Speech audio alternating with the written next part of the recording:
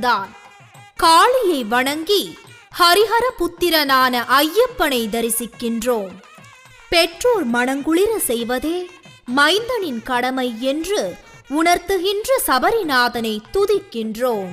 தொடர்ந்து ஞானமே வடிவாக சனகாதி முனிவருக்கு மௌனத்தை போதிக்கும் ஆதிகுருவை காண்கிறோம். தென்முக தேவே திருவடி சரணம் என்று துதித்து வணங்குகிறோம்.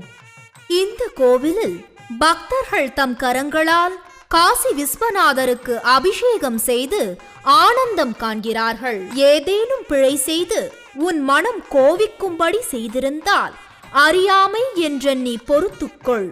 இந்த அபிஷேகத்தை ஏற்றருள் என்பது போல தோன்றுகிறது இந்த காட்சி. அபூர்வமாக 5 தலைகளும் 10 கரங்களும் கொண்டு காட்சி தரும் விஸ்வகர்மாவை இங்கு தரிசிக்கிறோம். இது